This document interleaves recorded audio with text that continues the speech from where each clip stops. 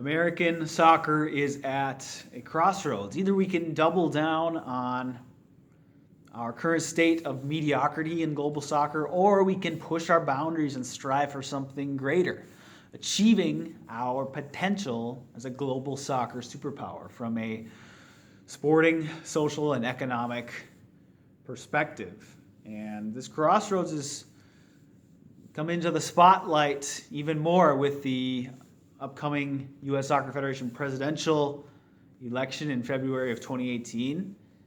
And the outgoing U.S. soccer leadership and our outgoing president of the Federation, Sunil Gulati, has said that the outgoing leadership has done a pretty good job in moving soccer forward, and that we should elect more of the same leadership qualities into U.S. soccer leadership positions. Now, the question for the American people is our progress in the last few decades a result of good leadership, or did it happen despite poor American soccer leadership? And especially in the last few years or in the last few decades, we are really starting to see that American soccer is sustaining and growing despite U.S. soccer leadership, which is not striving to maximize our massive U.S. soccer potential. So what we're seeing now, especially in the past few years, is our domestic club game is capturing a smaller and smaller slice of the U.S. soccer market as a whole. Our player pool and our national team, well, that's in comparison to the rest of the world, it's getting worse. It may be developing, but in comparison to the speed at which the rest of the world is developing, we are losing ground. We aren't gaining ground on those ahead of us, and those behind us are only catching up to us.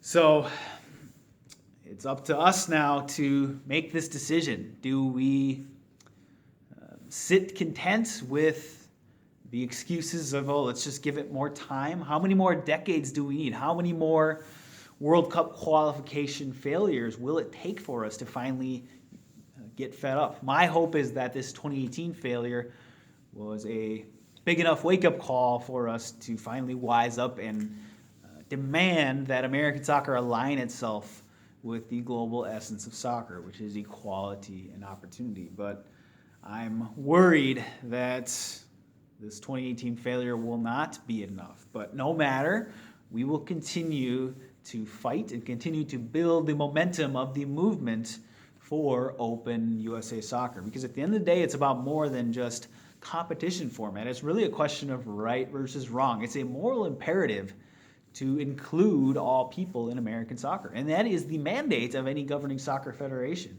to be an overseer of fair competition for all, to fight for the inclusion of all constituents in American soccer. And that's what this U.S. Soccer Federation is failing to do. Instead, they point to business metrics or the success of MLS, the one company or league that's been given exclusive monopoly access of the Division I sanctioned USA soccer. So, of course, it's going to inevitably have some growth and success. I mean, it has monopoly over everything. So naturally, if any competition rises up below it, they have to bow to MLS's wishes, because other than joining MLS, you're up against a glass ceiling as someone who is outside of this MLS monopoly. So I believe that we can be better than continuing to tread water and continuing to lose ground in the global soccer ecosystem as a whole. We have all the ingredients we need to be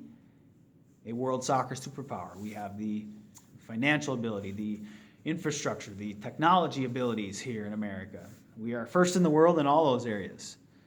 And from a soccer perspective, I've gone over this many times. We've got the players, 25 plus million players, one out of every 13 or 14 people you meet in America is a soccer player. And we have to have at least 30 to 50 plus million soccer first fans in our soccer first demographic. So the raw materials are there for us to transition to the morally correct open system here in American soccer. And for clubs, we've got 9,000 plus USA soccer clubs right now, whether it be pro or amateur senior teams or youth clubs.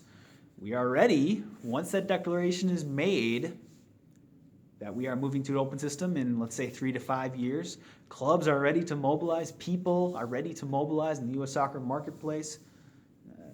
Once they are notified that they have a fair shot to reap the benefits of investing themselves into the betterment of themselves, of their organization, of their club, you will see American soccer finally start to make progress towards its massive, massive potential. So it's up to the people. Either we can stay quiet and hope for the best, give it more time, or we can demand something better. We are not in 1998. We are not in 1978. It's not even 2008.